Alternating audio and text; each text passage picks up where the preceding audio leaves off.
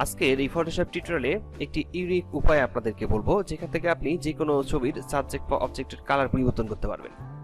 যেমন এখানেই দেখুন, আগে এক রকমের কালার ছিল এবং আগে প্রথমে কালারটি এটা ছিল এবং পরের কালারটি এরকম হয়েছে। তো এইভাবে পরিবর্তন করা হয়েছে এই ছবিটিকে, এবং খুব সহজে এবং সিঙ্গেল স্টেপ ব্যবহার করে আপনিও ঠিক এইভাবে কালারগুলোকে পরিবর্তন করতে পারবেন। কেমন করে এই কালারটিকে পরিবর্তন করতে হবে, আমি আমার এই লেয়ারটিকে আগে ডিলিট করব। ডিলিট করার পর আপনাদেরকে দেখাচ্ছি। তো চলুন, প্রথমে আমি আমার লেয়ারটিকে ডিলিট করে নিই। এখান থেকে এই লেয়ারটিকে ডিলিট করা হয়ে যাওয়ার পর আমাকে এই ছবিটি সিলেক্ট করতে হবে। এই সিলেক্ট করার জন্য আমরা লেসো টুল ব্যবহার করতে পারি। আমি লেসো টুল থেকে আরো কয়েকটি টুলস দেখাচ্ছি। লেসো টুল, পলিগনাল লেসো টুল এবং ম্যাগনেটিক লেসো টুল। আমি লেসো টুল সিলেক্ট করে নিচ্ছি। এছাড়াও পেন টুল ব্যবহার করে এটাকে সিলেক্ট করা যাবে।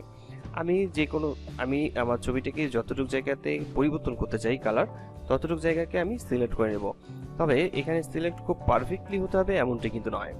আমরা এটাকে সিলেক্ট করে নিচ্ছি। এটাকে একটু ধীরে ধীরে আমরা সিলেক্ট করে নেব। খুব পারফেক্টলি সিলেক্ট করতে হবে এমনটা নয়, একটু ঠিকঠাকভাবে সিলেক্ট করলেই চলবে আর কি। আমাদের সিলেক্ট হয়ে যাওয়ার পর আমরা অ্যাডজাস্টমেন্ট লেয়ারে ক্লিক করব। অ্যাডজাস্টমেন্ট লেয়ারে ক্লিক করার পর হিউ এবং স্যাচুরেশন অপশনে ক্লিক করতে হবে।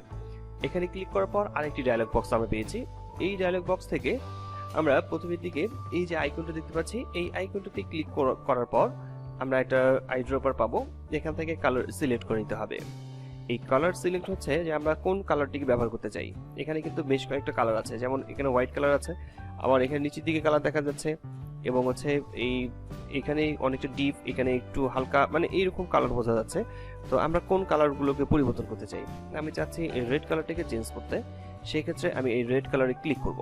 এই রেড কালার ক্লিক করার পর আমরা এখানে হিউ থেকে এটাকে নিচের দিকে নামালে কালারগুলো চেঞ্জ হতে থাকবে। নিচের দিকে নামালে কালার চেঞ্জ হবে এবং উপর দিকে ওঠালেও কালার চেঞ্জ হতে থাকবে। আমি উপরের দিকে উঠিয়ে দেখাচ্ছি। উপরের দিকে ওঠাচ্ছি, কালার চেঞ্জ হচ্ছেই। একটু একটু করে নিচের দিকে নামালে কালার চেঞ্জ হচ্ছে। তো কালার একটু একটু করে আলাদা আলাদা কালার চলে আসছে। আমি কালার এখান থেকে ঠিক করে নেব। তো আমি এখান থেকে কালার এটাকে করে নিচ্ছি।